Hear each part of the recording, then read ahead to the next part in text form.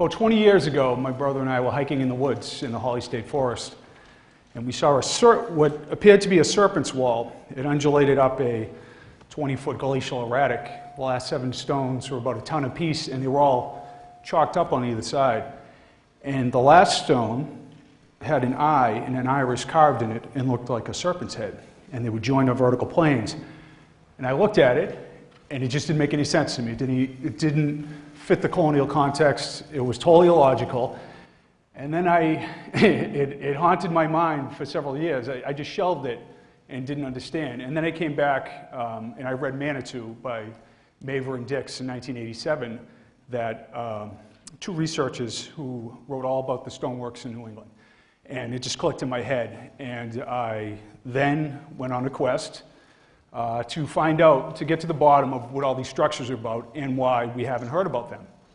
So I will move into that arena. I will do my best to present a case that through various forms of carbon dating, astronomical alignments, common sense, historical records, Native American oral history, to prove that these are indeed what I proclaim they are and what many other researchers proclaim to be.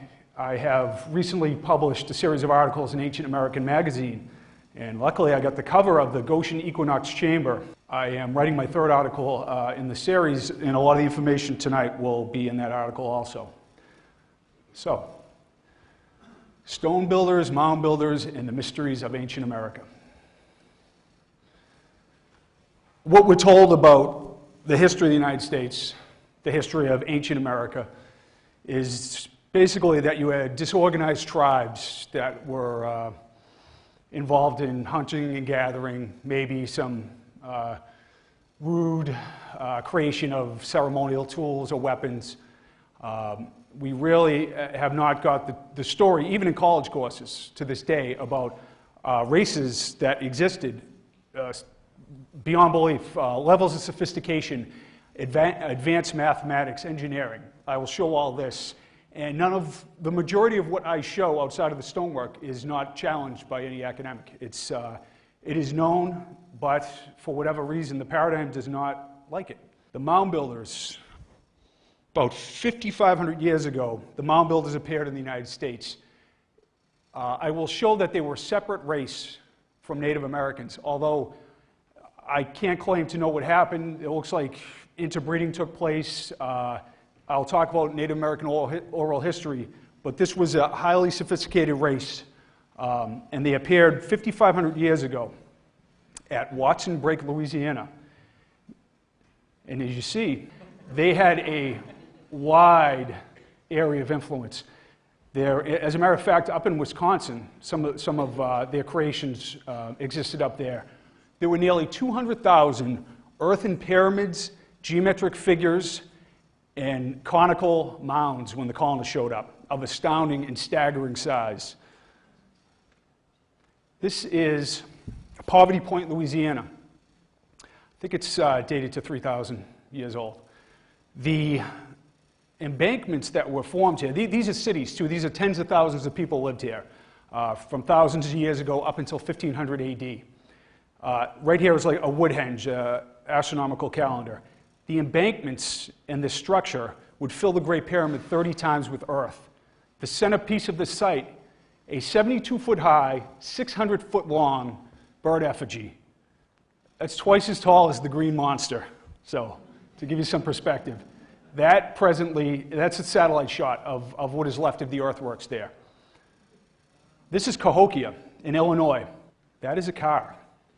The base is 14 acres, 1 acre larger than the Great Pyramid of Giza, 100-foot high. It took them 22 million cubic yards of earth to create this, and they brought it from a mile away. An astounding creation, and here is a recreation of it. There is the Monk's Mound, the pyramid I just showed you. Here is other truncated pyramids, conical mounds, astronomical Woodhenge. A massive city, one of the largest cities at the time. It thrived up until 1500 AD, and mysteriously, when the first explorers, the Spanish, showed up, it was uninhabited. Grave Creek, West Virginia, a massive This isn't throwing some earth down. They had to build it, they had to level the site and build it in a very sophisticated way so it just didn't fall apart when it rained. And these structures are thousands of years old.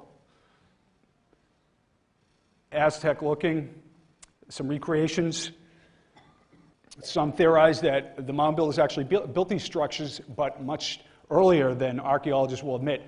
And these were the earthworks. Squire and Davis in 1846 worked for the Smithsonian, and they mapped all these structures, and they did extensive mapping. And what they found was these weren't close geometrically, they were perfect. They learned how to square the circle. They understood square roots, pi, amazing, Pythagorean theorem. And these were astounding structures that were amazingly precise. And we have never heard of this. It's astounding that we didn't learn this, at least in college. The former head of the Smithsonian did not know that the mound builders existed until 1992. Yes, that's like not knowing the pyramids are here. It's ridiculous. This is the Newark earthwork, one of the most enigmatic earthworks on Earth. 20 acres, 30 acres. Truncated pyramids. It is a sophisticated lunar observatory, among other things. Ask a farmer how big that is. It is preserved as a golf course. All right. Well, so thankfully. It measures the 18.61 metonic cycle of the moon, among other things.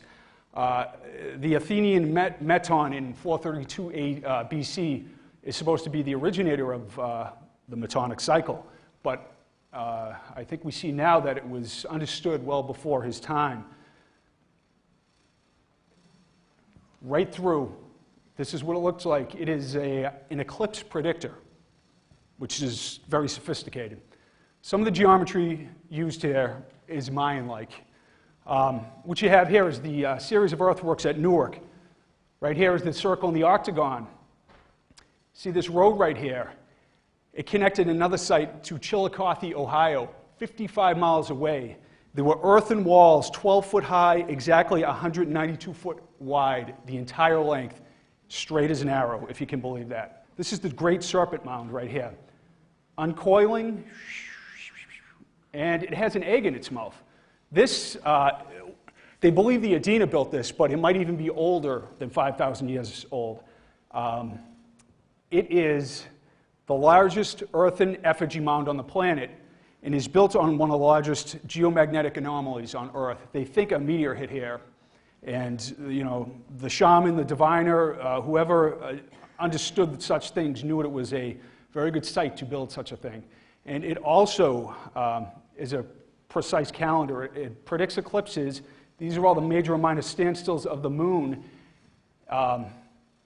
So it is a, it shows a knowledge of the metonic 18.61 year cycle of the moon, but it also has advanced geometry, mathematics, and astronomy embedded in it that is beyond belief. I went to a conference recently, and a researcher, his entire presentation was on what was embedded in this earthwork, which he was a former Jet Propulsion Laboratory scientist from NASA, and it blew me away, but I can't do that right now. Another thing that the mound builders did, they extracted between 500 million and 1.5 billion pounds of the purest grade copper on Earth from the Upper Peninsula in Michigan. Now, scientists and engineers estimated that it would take 10,000 men 1,000 years to extract that much. So this is a civilization we're talking about. This isn't, hunter-gatherer stuff. This is mind-boggling sophistication.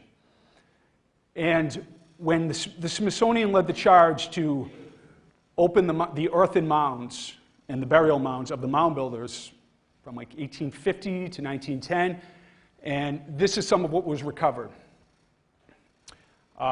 Advanced metallurgy, iron implements, hardened copper. This looks like, actually, a couple of these look Mesoamerican to me. A shell gorget from Georgia. Sophisticated, really beautiful artwork. The Princess of Astalan, Wisconsin. In a burial mound, they found the burial of a queen or a princess, and 2,000 polished shells were embedded and interwoven in her garments. And everybody has different disciplines here. Some people could say, oh my God, the metallurgy. Some people could say fabric making. That's very sophisticated also. Or the polishing of shells. Yes, the beaver pipe. Steatite, carved panther, puma. Very sophisticated, very showing. When you do these things, it requires an organized culture. The Grave Creek tablet, Grave Creek, West Virginia, I already showed you the slide. One of the things that came out was strange hieroglyphs and figures in languages that were never deciphered came out, showing that the mound builders were in fact a different race altogether. More of the same, Michigan tablets, odd hieroglyph-like figures. So in the Southwest, what was happening? We're told not much. That is not true. The Orion Zone, Gary David, he documents the star cities, the Anasazi and the Hopi cities in the Southwest being exact replicas of all the major stars in the Orion system. They had advanced astronomy. They built structures like this, kivas, observatories. Being a stonemason, this makes my skin crawl. How can you do this? Built into a side of a cliff, utterly ridiculous. And they were engineers. They built canals and did amazing feats with irrigation. What about New England? Well, we're told any stone ruin you see was built over the last 400 or 500 years since colonists showed up here. I will put that theory to the test. America's Stonehenge. This is a site in Mystery Hill, New Hampshire. It's a 30-acre complex of 19 stone chambers, drains, fireplaces, carved stones, standing stones, astronomical alignments. It is called a colonial ruin by archaeologists. And I will show the sophistication of the building and the astronomical alignments here. They dug 13 test pits, and they found carbon dates from 100 AD to 2000 BC at the site. That's a 4.5-ton carved stone of granite right there. Sorry, the picture's a little shaky. Chambers, intricately built. Every piece of stonework that I'll show you was all dry laid. There was no mortar used in any of these constructions. This is called the oracle chamber. There are 15 and 20-ton stones embedded in the structure. And the idea that a colonist would do that doesn't really seem to make sense. There's the two largest stones at the site are 45 and 70 tons. The largest stone in the Great Pyramid of Giza is 70 tons also. 200 alignments to the sun, the moon, and 45 stars. And there's a satellite shot of the place. They bored down to bedrock on 50 points at the site, and they found that 5,000 years ago when the place was built, it was mostly barren, and that it was just a great astronomical observatory. Obviously, over the last couple thousand years, things have grown back or grown in, but look at the radial lines. It is an observatory, and that's a satellite shot. So you see stones all over the site that mark the equinoxes and the solstices. The Goshen Stone Mysteries. In the early 1800s, two boys were chasing a rabbit in this site near the cemetery off of Route 9 near Goshen Stone. And the rabbit went in, and the boys unearthed where he went into a burrow. And what they found was a stone tunnel that went 16 feet down, 68 feet in one direction, and 16 feet in the other direction, all dry laid. A ridiculous work. 1-ton stones all around the top of it. And it's very hard. Once you get through the layer over in Goshen there, it's all hard pan. The very idea of digging into that, there's wild theories about Underground Railroad and things like that, or counterfeiters' den, that just don't make sense. And there's other of these structures around New England too. So in a larger context, it's something different. So Whittle excavated the site. He found artifacts there. He found hammer stones. This is at the Goshen Historical Museum. He found a strange stone disc. It shows evidence of, or it was done with pressure flaking, the way arrowheads are made. Whoever made this disc went through a lot of work. 5 such discs have been found around New England, all at late archaic quarry sites. Dr. William Fitzhugh at the Rowe site, at the Fife Brook site up in Rowe, did a dig for Northeast Utilities in 1972. He found one of these. At Calendar 1, Maver and Dix, another site I'll show you, they also found another one of these. It is a ceremonial sun disk, and I believe the structure at Goshen was probably used as a shamanic ritual site, maybe, something like that, a ceremonial site. That's my intuition. And obviously, you spend 2 weeks in the hole, you're happy to see the sun again. This, about a mile from that tunnel in Goshen, here's the Goshen Equinox Chamber. This is one of hundreds of these structures in New England. So, it's very well made. It's at about 1,400 feet facing east. Oh, sorry, Kyle. Look at the work here. This is, when we get stone delivered, it's from the quarry. And working with this type of stone is very difficult. There's no quarrying marks on any of these structures. So, somebody took an enormous amount of effort, made a double-stack column, and there were 9 interlocking lintel stones, massive quartzite lintel stones, that interlock and allow the structure to stand the test of time. The structure here is shown by the 2 columns. Look at these stones, 9 interlocking stones. And after they built it, it's a 30 by 30 stone footprint, and then they covered it in earth, which is quite a piece of work. My friends and I went up there, not this winter, last winter, to see if it was oriented to the winter solstice.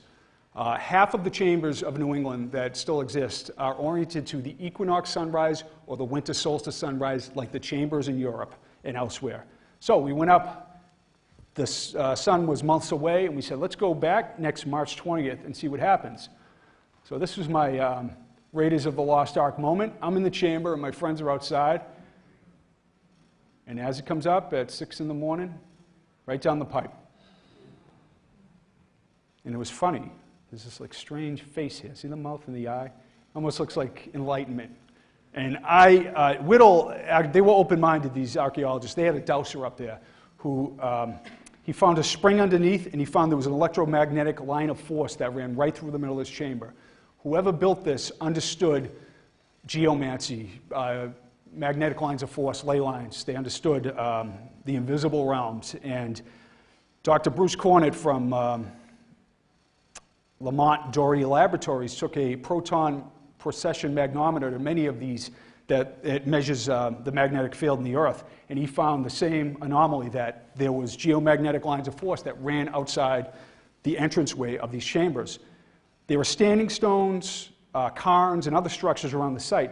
There was also this right near the chamber. It's an effigy mound. There's a quartzite head, and this is 40 feet long, built on a big platform. I uncovered it so you could see it. That gives you some scale. An effigy is a stone or earth representation of the spirit of an animal. So let's get to the stone chambers in New England. We're told that these are root cells, which there's a lot of reasons it doesn't make sense. The distribution. 40% of the chambers in New England are in Putnam County, New York. The last settled place in New York State, the rockiest, most inhospitable area to grow anything. They're poorly ventilated. They don't, the food rots in them. Researchers have done tests with these places. There is no doorway hinges. There's no accommodation made to put a door on these things. They're all, is a raccoon going to walk in and eat it all? There's no accommodations for shelving.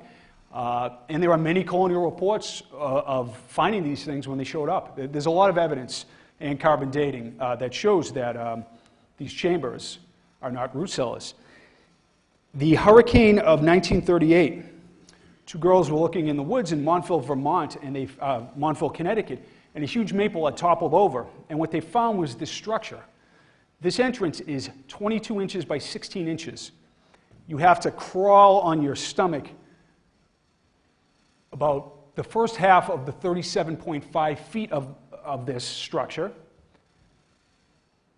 Right there is where the maple, that was exposed. There's the entrance. So you crawl, and then you get up, and you get to the very end, 38 feet later, and you can sit cross-legged in the structure, and that's it. It's carved into the side of a hill. It doesn't make sense as a root cellar, obviously. It's just it's in an area that in Montville, Connecticut, where ancient stone monuments are listed on the oldest handwritten deeds in town. Upton Chamber, Upton, Massachusetts. The entranceway, you travel 14.5 feet, 4.5 feet high, to get into a 12-foot high, 11-foot diameter circular chamber with 3-ton interlocking stones in the roof. This is a picture of it. All this is gravel fill. The entire structure is carved into the side of a hill. If you are making a root cellar, do you go through all this effort? And let me tell you, if somebody hired me to do this, and I had 15 guys in 6 months, I don't know what I'd do, quite honestly. It is just an enormous amount of work and sophistication, corbelling. This is not easy, to put it lightly. This is calendar 1. Maver and Dix, they went to the site and spent nearly 7 years at it in Vermont, called Calendar 1 in Woodstock. Right here, this wall here, this is where he found the stone disc way down. That wall eventually went 13 feet down to the bedrock. So what is the purpose of a 13-foot wall that has been covered with hundreds and thousands of years of earth? This is from 1000 BC in Ireland, a national treasure. This is spray painted inside Woodstock, Vermont, considered a root cellar, not even paid attention to. But I will tell you some interesting things about this chamber. That doorway, well, first, this is Harvard's Dr. Barry Fell checking out the area. Look at how big it is. 9 14-foot long, over 3-ton stones comprise the roof. The doorway marks the declination angles 18.3 and 28.6 of the major and minor standstills of the moon. This eclipse predicts eclipses. It is also, as you might imagine, oriented to the winter solstice. Many chambers and sites all around the world, I don't know if it's diffusionism or just a reverence for the sun or a connected culture, but they all do the same thing. That's Newgrange, 3000 BC. Same thing, right down the center. There's a 6-foot standing stone there also. Why is a farmer going to do that? November 30th, 1654, John Pynchon, the founder of Springfield, Massachusetts, writes the governor, John Winthrop of Connecticut, and says, "We have just discovered a strange stone fort and stone wall at Gunjiwamp Range, Pequot, in Connecticut. There are many strange reports about it. Do you know anything about its structure?" So they showed up at 1654. They asked about these strange structures at the site. I would call that evidence. But anyways, in the chamber, there's a light box that is made. And what it does is it emits the equinox sunset light to come through 2 times a year on the solstice, on the 2 equinoxes. So the only time it doesn't get close, it shines right through only 2 days. And that's the back side of it, and here it is right here. And funny, in a Raiders of the Lost Ark moment, it's shown into a little antechamber. They unearthed this antechamber, and there's like a quartz keystone right here. So this was unearthed in the 80s when they realized that. Peru, Mass, a reader from one of my articles informed me that he knew of a stone chamber in Peru. So I went to check it out, and I was blown away. 10-foot slabs, beautifully made. Look at the joinery. Quarrying these things alone, like in all this stuff, all the stone had to be brought to the site, covered in earth, all 4 corners curved to create a structure that the lintels could sit on. Very beautiful. There's like an artistic nature to it too, like that stone right there in the corner. I swear that was chosen because it's so beautiful. This is the King's Chamber in New York, one of the largest ones in the country. That is a 7-foot standing stone. This is in New Salem, Massachusetts. 10 by 5 foot capstone, 1 stone over 10,000 pounds, 6 feet in the air. That's in Pelham, one of several. You have to crawl through it. It's a cemetery off of Gulf Road. Same thing, same construction techniques all around New England. There are theories, Vikings, Celts, Phoenicians. You would have to be a culture in the Northeast, that was wildly dispersed, hundreds of thousands of people to build these structures. If they're, hundreds and hundreds of miles apart, it just doesn't make a logical sense. You'll see the enormity of the structures in New England. That is Newgrange, the corbelled roof, 3000 BC in Ireland. These are corbelled roofs in Shutesbury, Pelham, Connecticut. So that doesn't mean the builders were the same. That means the architectural technique is an artifact as far as I'm concerned.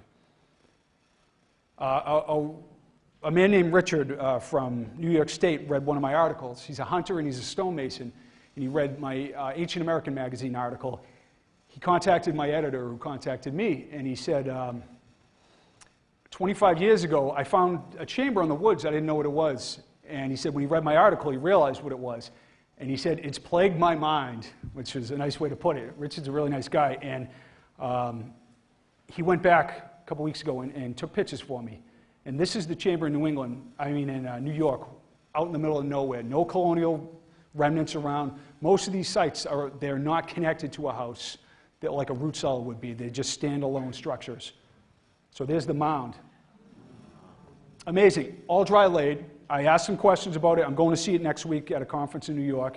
And the county historian, Richard, myself, and the president of the New York Antiquities, Northeast Antiquities chapter, we're all going to go and check it out.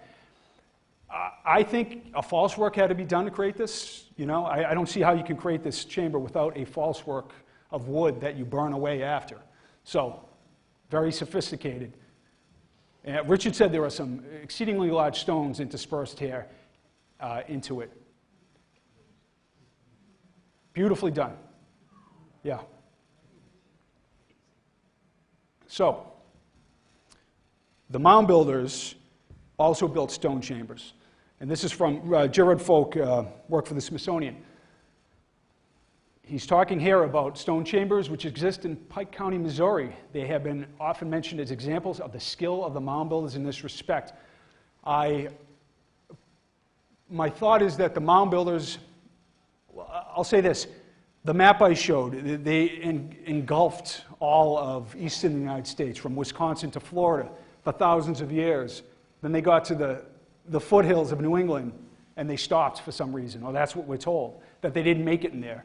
And it is accepted that there were trade routes all through New England, that the mound builders were here.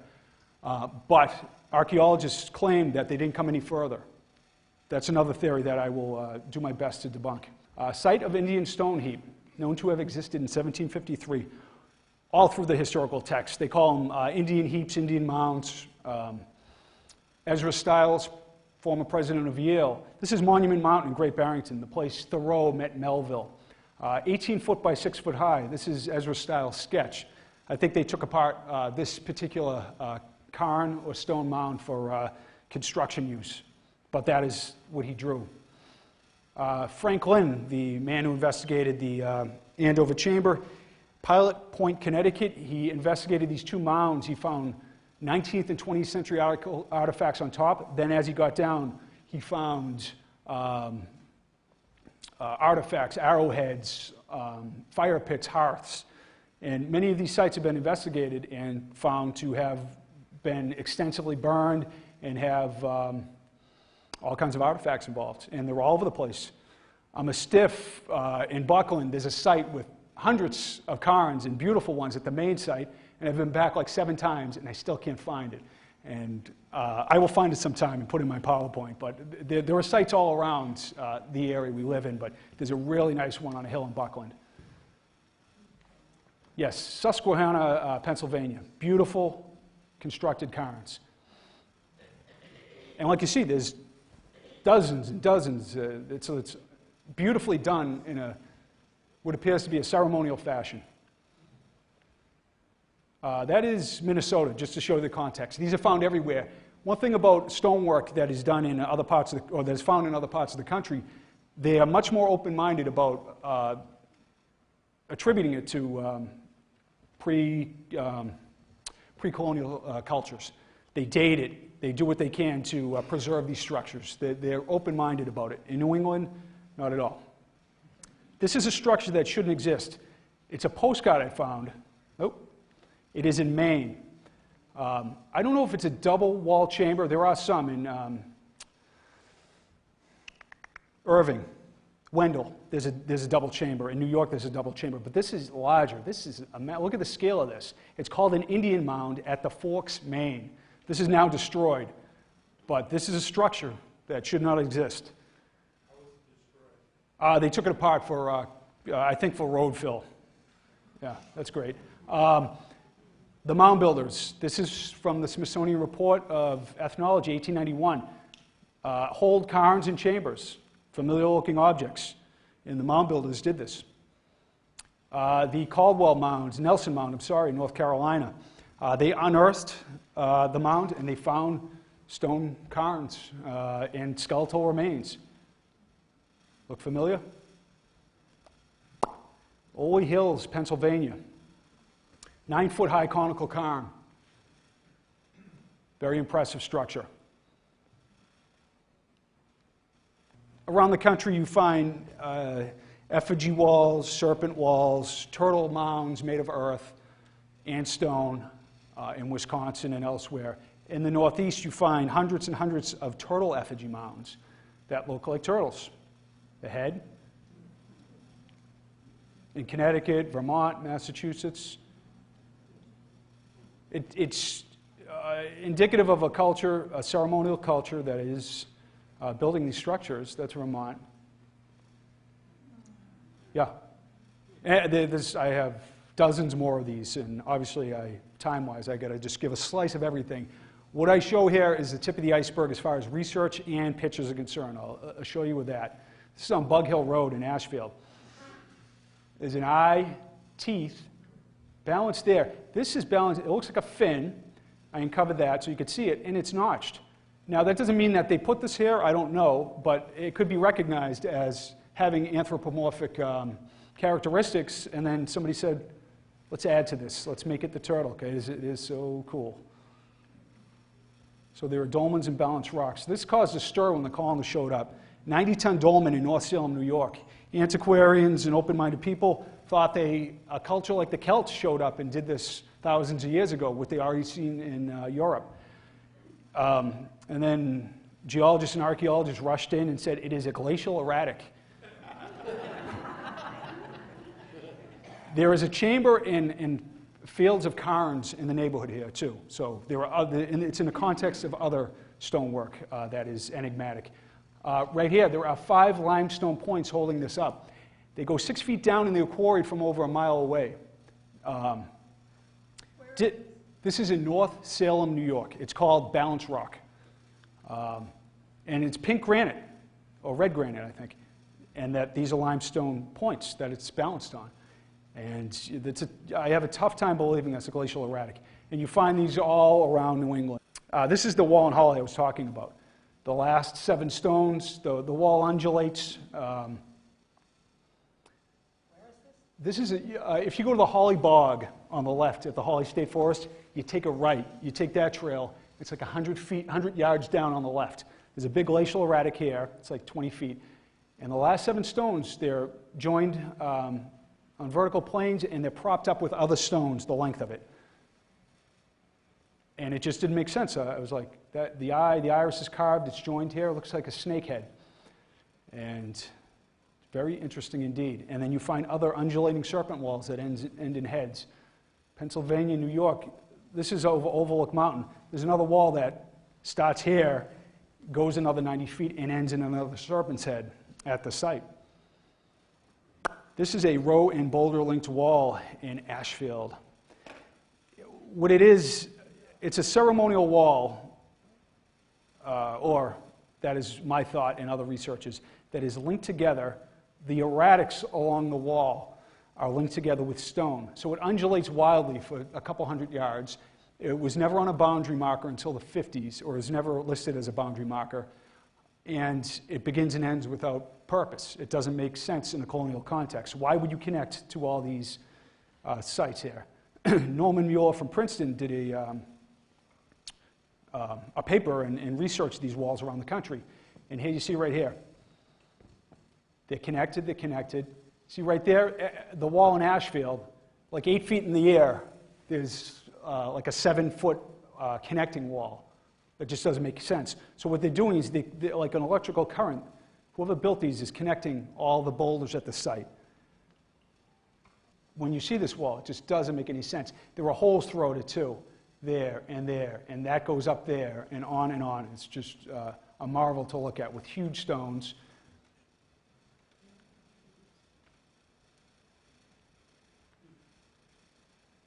Right here.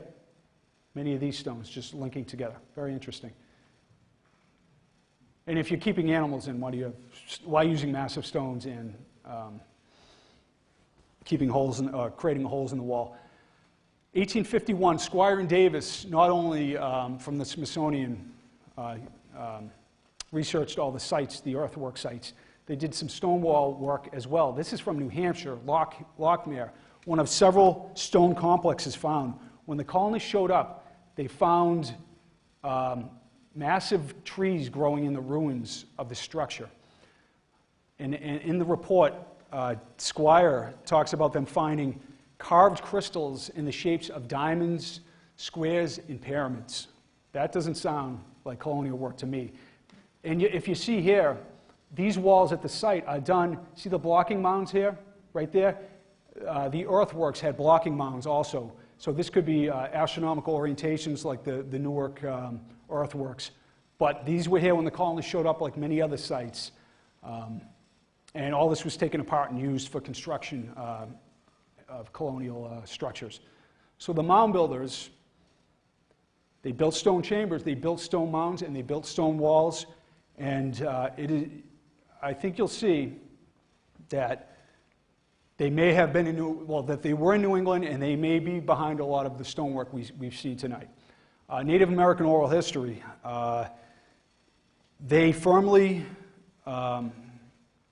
speak about the existence of another race in these lands when they showed up. All the tribes do. The northern tribes, the Choctaws, all around the country, every tribe speaks of another race that built the mounds, that was here in the country when the tribes moved in. There's no question about that.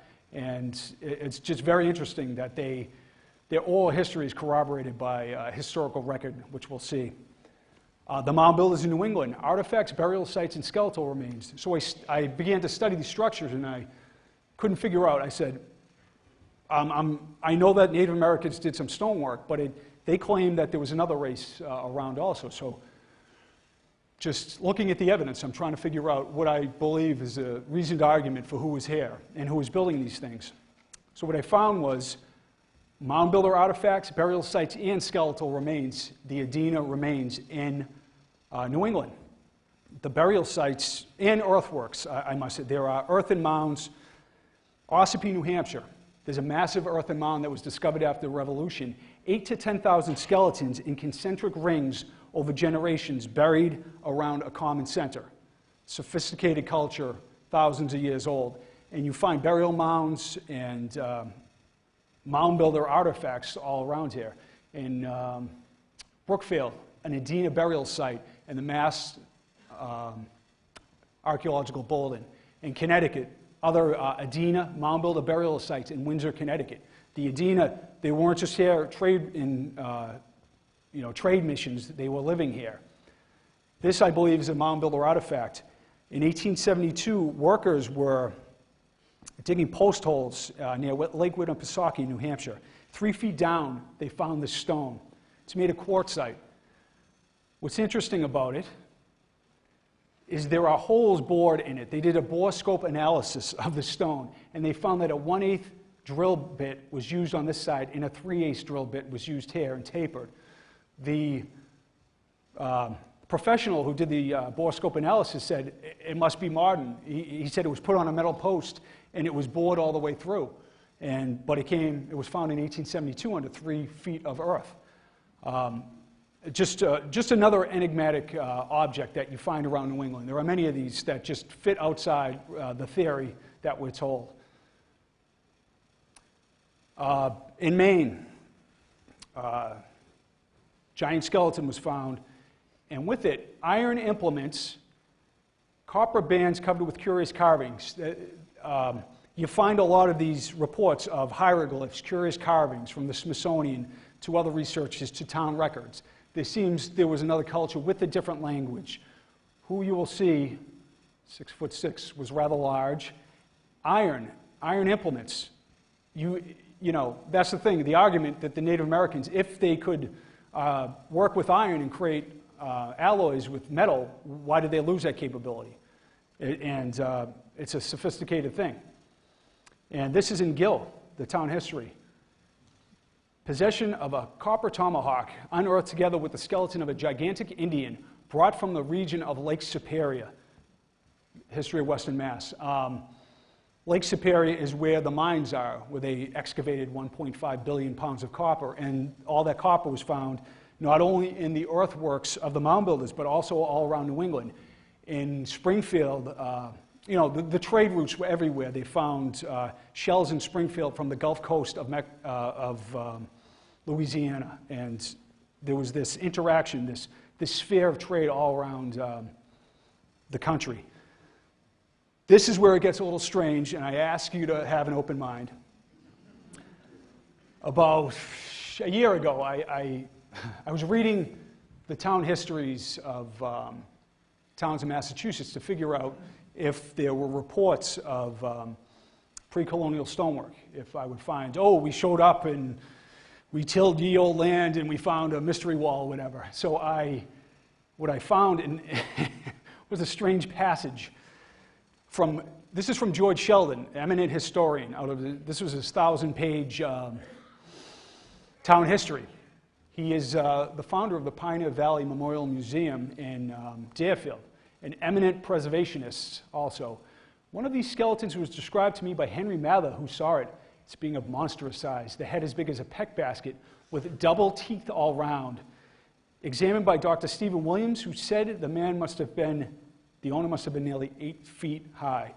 So, I read that, and I just kind of made my head spin, and I told my brother, and he said, "You got to put that in one of your articles." And I said, it's crazy. What does it mean? And I did, and I got some feedback where some people were questioning, like, "Oh, this is crazy," or "This is hoaxes," or something like that. So that irritated me and got me motivated to get to the bottom of what was going on. Why, giant skeleton, 8 feet high? That's ridiculous, you know. Double row of teeth?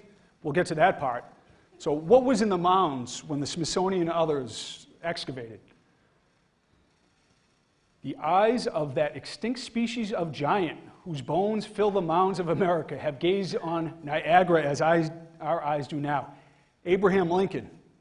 He was parroting what everybody knew at the time, that there was a race that built these structures that was giant in stature.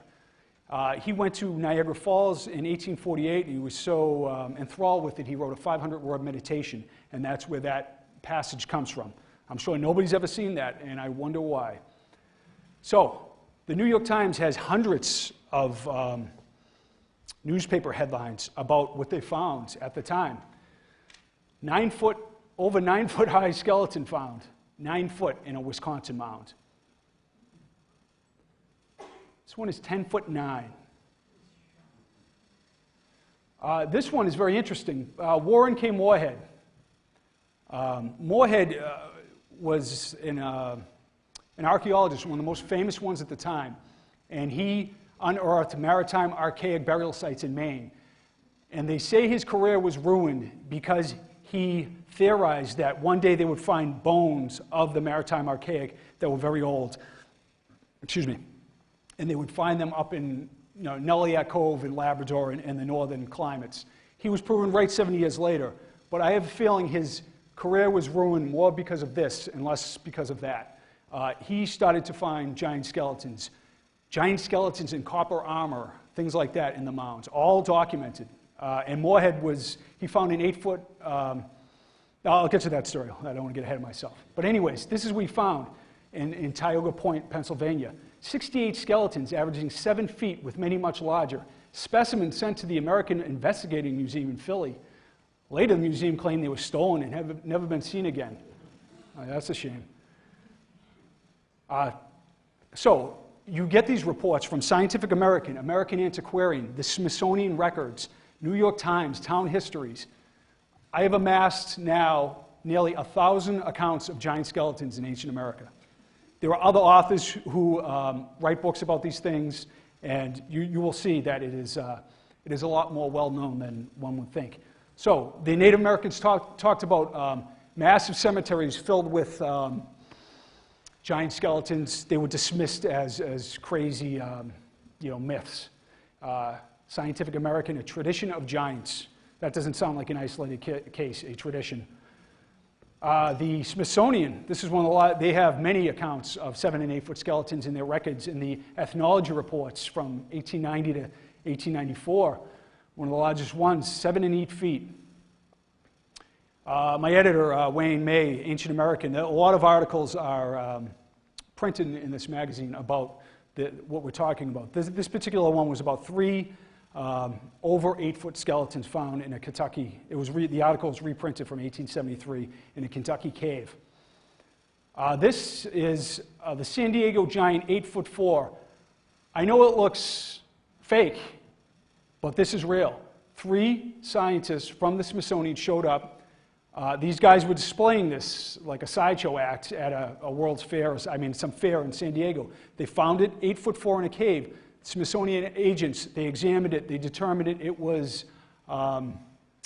authentic. They did tests on it, they bought it for $500, and we haven't heard from it again. The Smithsonian has 18,000 skeletons of mound builders and Native Americans that nobody can look at. Yes, this was called the largest skull in the world in Texas, found by WPA workers in the 30s. Right there. They unearthed other large bones there. So, Carolyn Spark, head of the records at Texas Archaeological Research Lab, said, the particular specimen that you ask about, the large skull found at the Morehouse site in 1939, is noted in our paperwork as missing from the collection and has been for some time. This is the norm. When you investigate these things, when you talk to people, where are the skeletons? Unfortunately, a lot of times, there are some around, but a lot of them go missing. 10'9". This was found by the sheriff in Wheeling, Virginia. Another thing, reputable people found these things. Chief justices, judges, doctors. And doctors would always be brought in to look at these remains. They would measure them. The townspeople would be astounded. It would be in the records, as if, and they would say, as if never to forget on this day, this 9-foot skeleton was found, and there were people gathered round at the enormous creature from the Stone Age, or however they would speculate about it. So it's not, it is a well-known thing. The Lovelock skulls. Bat guano farmers in the 20s found a series of 8- and 9-foot mummified giants in Lovelock, Nevada. The skeletal remains went to, part of them went to the Humboldt Museum. Barbara Powell, the curator there, sent back an email saying, yes, in fact, we have some of the Lovelock skulls, the giant skulls. David Hatcher Childress, the researcher, showed these on the History Channel. It's in a back drawer, but it was on a History Channel special, and he showed the specimens. This is interesting. This is a site off Santa Rosa Island. Ralph Glidden works for the Hay Foundation as an archaeologist. He spent 10 years here, and he unearthed 3,781 skeletons. The largest was 9'2". The average was over 7 foot for 10 years. And here is the, right there, and this is courtesy of Santa Barbara Museum of Natural History, over 7 feet tall. And this is the double rows of teeth. When you read these reports, you find double rows of teeth, unusually thick jaw, unusually thick skull, jawbones that can fit over the size of a large man. Just very strange skeletal remains that speak of a different race altogether. So this was found in Clearwater, Minnesota.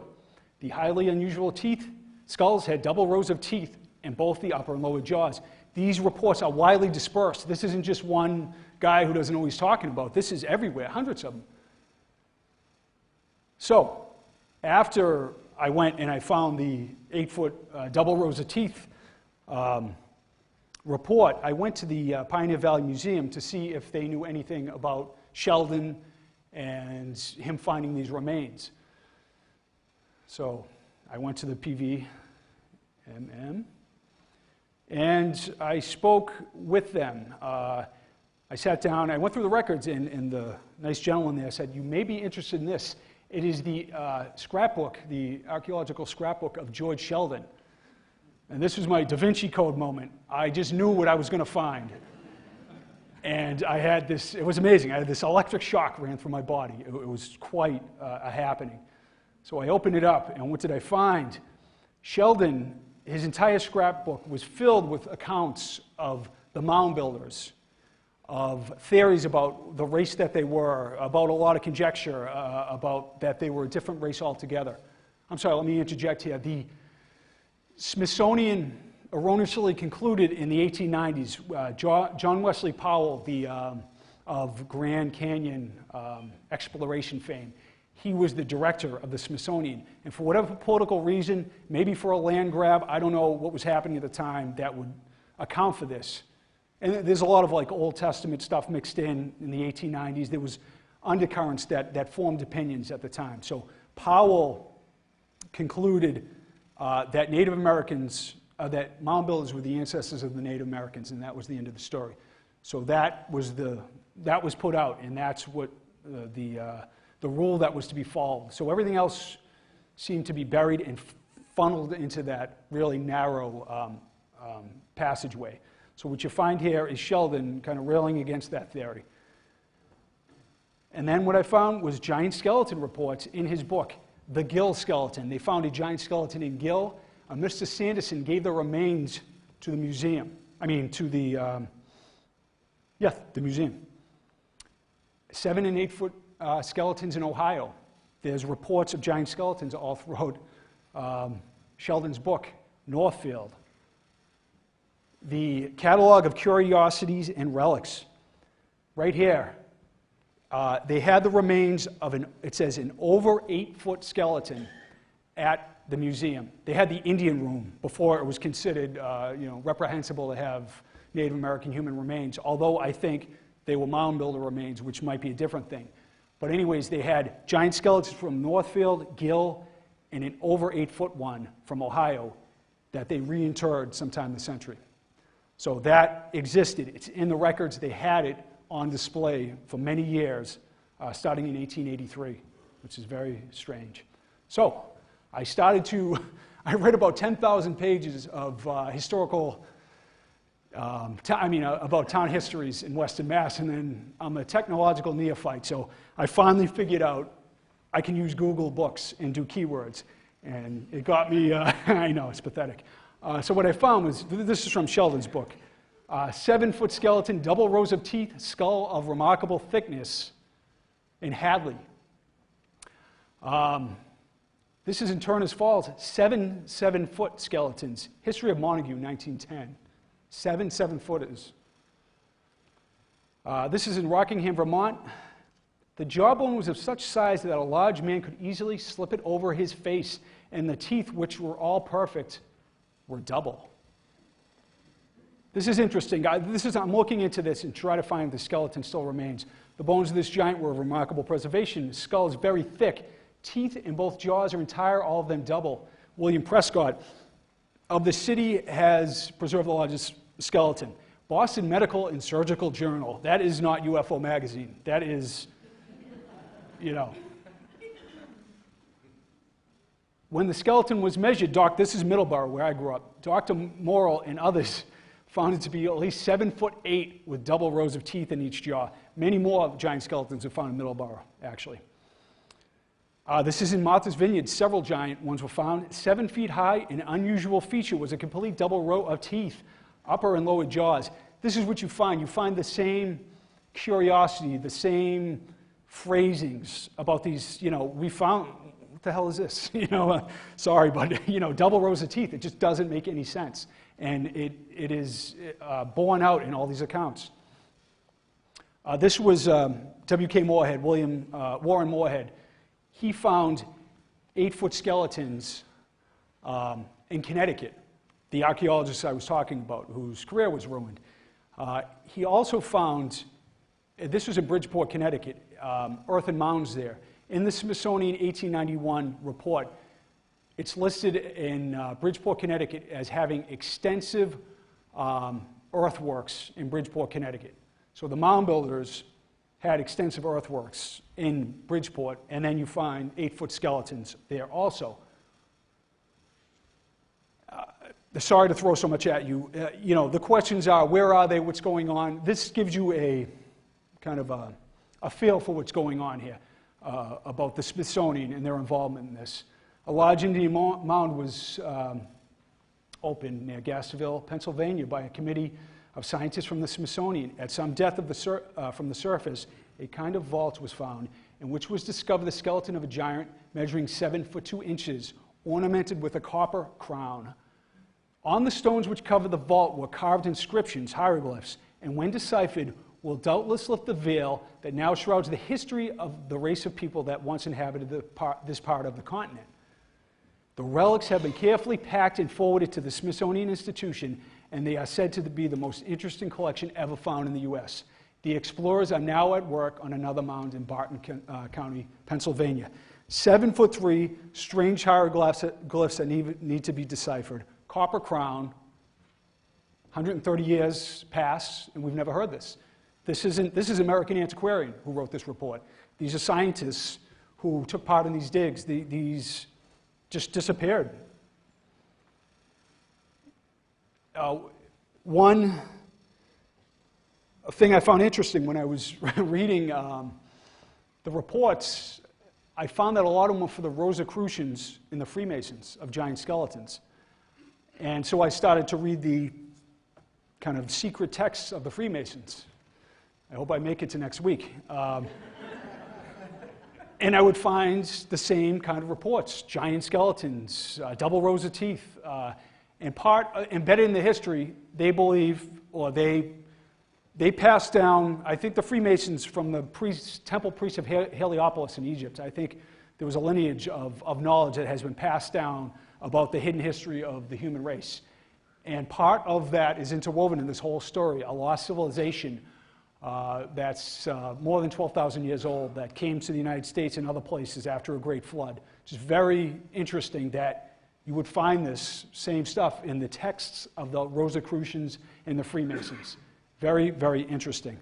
So what you find all around the planet are thousands of structures like this.